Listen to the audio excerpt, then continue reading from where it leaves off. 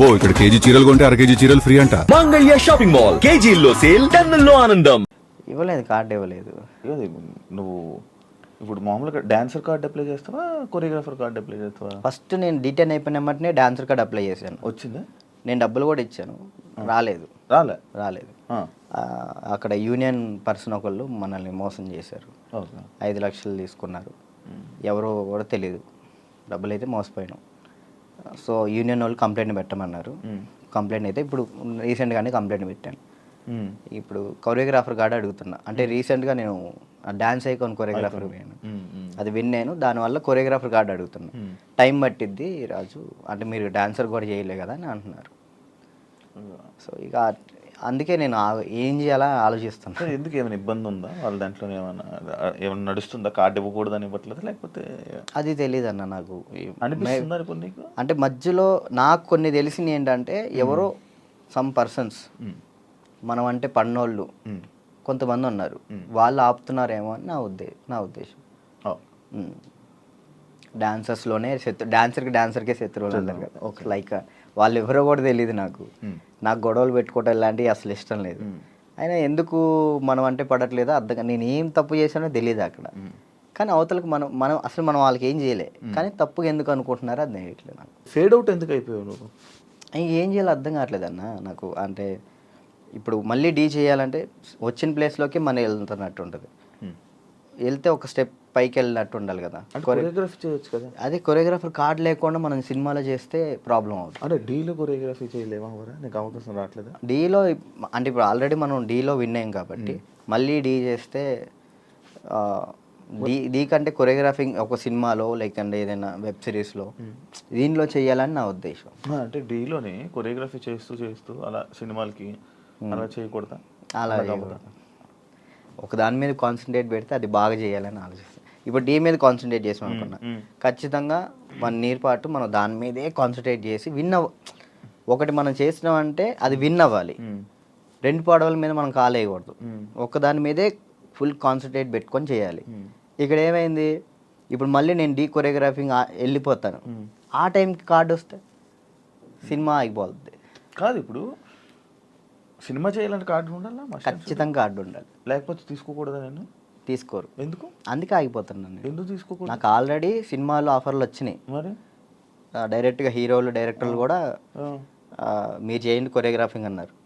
ఇప్పుడు మనం cinema song చేస్తే సినిమా ఆపేస్తారు యూనియన్స్. అంటే వాళ్ళు పెట్టుకున్న దాన్ని మనం జవదాటకూడదని నేను.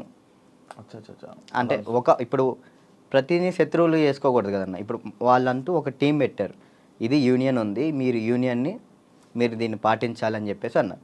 నేను అదే పరంగా నేను కూడా ఉన్నాను. నాకేంటంటే కార్డు కోసం వెయిట్ చేస్తున్నా. కార్డు వస్తే చాలు చేద్దామని రెడీగా ఉన్నా. చాలా డ్యాన్స్ క్లాసులు పెడుతుంటావు లేపే. యాక్చువల్లీ ఏం జరుగుతుందంటే అన్న, ఫస్ట్ ఇంటర్వ్యూ మనం డ్యాన్స్ క్లాస్లోనే పెట్టాం. అక్కడ బాగా వచ్చారు జనం. దానికన్నా ముందు ఇంకో డ్యాన్స్ క్లాస్ లేదు నీకు? అది ఖమ్మంలో అది హైదరాబాద్లో ఫస్ట్ అదే. హైదరాబాద్లో ఫస్ట్ అదే. అక్కడ ఏమైపోయింది, ఎక్కువ మంది జనాలు అయిపోయేసరికి డ్యాన్స్ చేస్తుంటే అది ఆ బిల్డింగ్ మొత్తం షేక్ అవుతుందని చెప్పి ఓనర్ గొడవ పెట్టాడు. పక్కన మళ్ళీ చదువుకునే వాళ్ళకి ఇచ్చారు, అంటే సంథింగ్ స్టడీకి ఇచ్చారు. స్టడీయా డ్యాన్సా అంటే నేను కూడా స్టడీయా అంట. చదువుకున్న వాళ్ళని ఇబ్బంది పెట్టకూడదని. ఇది నా కెరియర్, దీన్ని వదులుకోలేను అలా అని. నాకు ఏం చేయాలో అర్థం కాలే. ఇక సర్లే ఇక్కడ కాకపోతే మనం ఎక్కడైనా పెట్టుకోవచ్చు, చదువుకున్న వాళ్ళని ఎందుకు ఇబ్బంది పెట్టాలని చెప్పి నేను అక్కడ నుంచి తీసేసాను. తర్వాత గ్రాండ్ ఓపెన్ చేసి శేఖర్ మాస్టర్ని పిలిపించి అదే ఓపెన్ చేశాను. మొత్తం 100 మంది డాన్సర్లు వచ్చారు. వాళ్ళ కోసం సపరేట్ హాస్టల్ పెట్టాను. వారాన్ని అయింది, లాక్డౌన్ పడింది. అదే సెకండ్ లాక్డౌన్ 3 నెలలు పడింది. ఎంత సంపాదించాను మళ్ళీ అంతా వాళ్ళకే పెట్టిన. అంటే వాళ్ళు ఇప్పుడు నా కోసం వచ్చిన వాళ్ళు నేను పంపించకూడదు, వదిలేయకూడదు. అట్లా ఆ లాక్డౌన్లో ఎక్కడికైనా వెళ్తారో కూడా తెలియదు. ఇంకా 3 నెలలు వాళ్ళు ఇచ్చిన డబ్బులే నేను వాళ్ళకే ఇంకా ఫుడ్ పెట్టుకుంటూ పెట్టిన తర్వాత ఇక తీయాల్సి వచ్చేసింది. అది మళ్ళీ పెట్టా. పేరెంట్స్ ఏమంటున్నారు, నువ్వు ఉంటేనే మేము జాయిన్ చేస్తాం అంటున్నారు. నేను ఎలా ఉంటాను, అసిస్టెంట్స్ ఉంటారండి, చిన్న పిల్లలకి అసిస్టెంట్స్ ఉంటారు, వాళ్ళు నేర్పిస్తారు. నేను కూడా ఉంటాను. అప్పుడు ఒక 1-2 డేస్ ఉండనేమో, వర్క్ ఉన్నప్పుడు నేను అక్కడికి వెళ్తాను, లేనప్పుడు నేను ఇక్కడే ఉంటానంటే మీరు ఉంటే నేను జాయిన్ చేస్తా, లేదంటే లేదు అన్నారు. ఇక దానివల్ల ఇప్పుడు ఏం పెట్టట్లే. ఆన్లైన్ క్లాసెస్ పెట్టుకుందాం అని చూస్తున్నాను. ఒకవేళ ఇప్పుడు నేను డ్యాన్స్ క్లాస్ పెట్టాను అనుకో, నేను క్లాస్ నీకు మొత్తం సెట్ చేసి ఇచ్చా, నువ్వేం చేస్తా, నువ్వు చూసుకుంటావు? లేదు, చూసుకోలేను. అలా చూసుకోలేదు. వీక్లీ ఒక 2 days 3 days అలానే అట్లయితే నేను చేసుకుంటాను ఖచ్చితంగా. Okay okay. వీక్లీ ఒక 2 days నువ్వు చూసుకోమను అనుకో, నేను వచ్చాను ఆ 2 days పర్ఫెక్ట్. ఆ విషయంలో మాత్రం పక్కా డెడికేషన్. వర్క్ విషయంలో నువ్వు ఏది చెప్పినా కానీ నేను ముందుంటా. ఓకే. యూట్యూబ్ ఏమైంది, సాంగ్స్ చేసేవాడివి, అది కంట్రోల్ చేసావు, మళ్ళీ అది కూడా అలాగే నాకు తెలియదు అన్న అసలు యాక్చువల్ యూట్యూబ్ గురించి అసలు ఏంటి ప్రాసెస్ కూడా నాకు తెలియదు. స్టార్టింగ్ యాక్చువల్లీ ఆ సాంగ్ నేను ఎందుకు చేశాను అంటే అన్న, నేను చేయగలుగుతానా లేదా, ఓకే, కొరియోగ్రాఫింగ్ కానీ వీడియోగ్రఫీ కానీ కెమెరా టేకింగ్ నాకు తెలుసా తెలియదా, ఏదైనా కానీ మనం తెలుసుకుంటేనే అది చేయగలుగుతాం లేదు తెలిసింది. పక్కన డబ్బులు లాస్ చేయడం కంటే ఆ టైంలో నేను సంపాదిస్తున్నా కాబట్టి నా డబ్బులతో నేనే చేసిన, నాకు ఇష్టమైన సాంగ్ అది.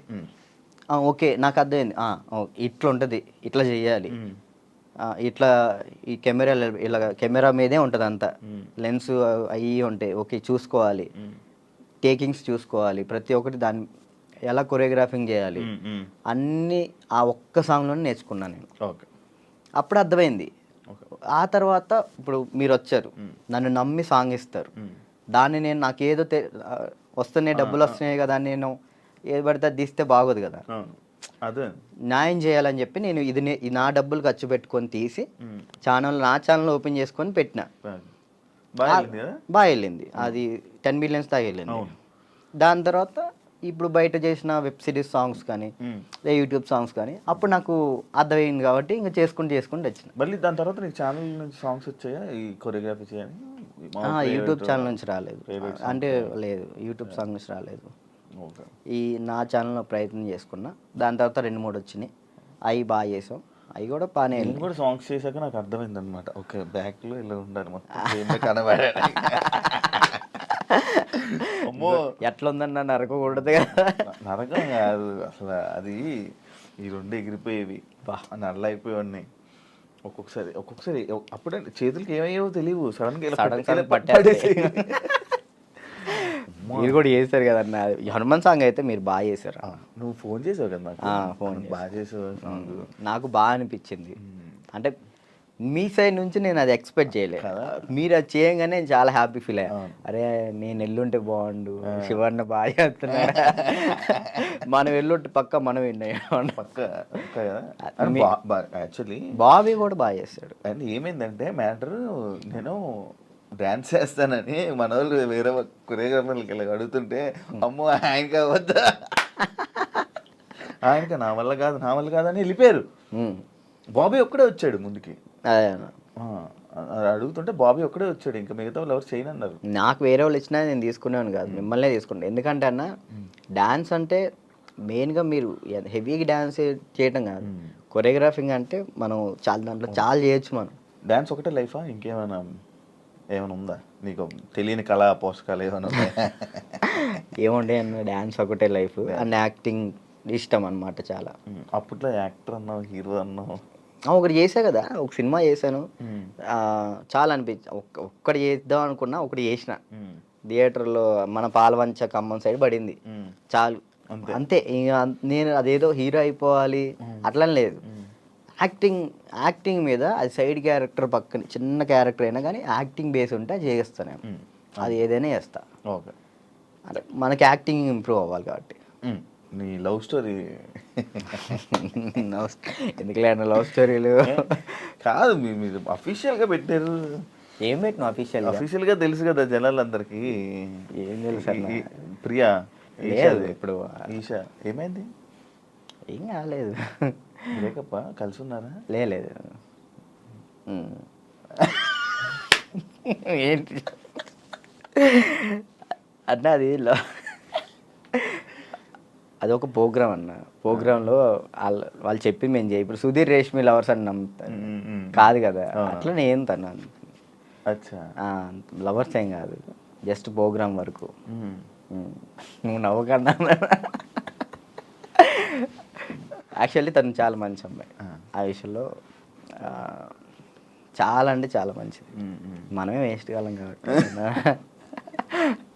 తను ఇప్పుడు హ్యాపీగా. మరి ఆ రూమర్స్ అన్నీ తప్ప, మీరు రిలేషన్ అని ఇవన్నీ లవర్స్ తర్వాత బ్రేకప్ అయిందని అంత చెప్పి నవ్వుతున్నావు. ఏం చెప్పాలన్నా ఆన్సర్? కాదు ఆన్సర్ రావట్లేదు. సరే ఇప్పుడు దాకా బాగా మాట్లాడా, చెప్పలే. తనకి ఇప్పుడు మంచి లైఫ్ ఉంది, తను హ్యాపీగా ఉంది. మనం మాట్లాడి ఎందుకు అని చెప్పేసి అలా. ఓకే, ఆ టాపిక్ మేము ఎందుకు డిస్టర్బెన్స్. ఓకే, అప్పట్లో అక్షయ్ ఖాన్ అని ఫుల్ ఇది పెట్టారు. అవును, దాని తర్వాత ఇది వచ్చింది. ఇప్పుడు అక్షయ్ నువ్వు ఇప్పుడు టచ్లో ఉన్నారా? మొన్న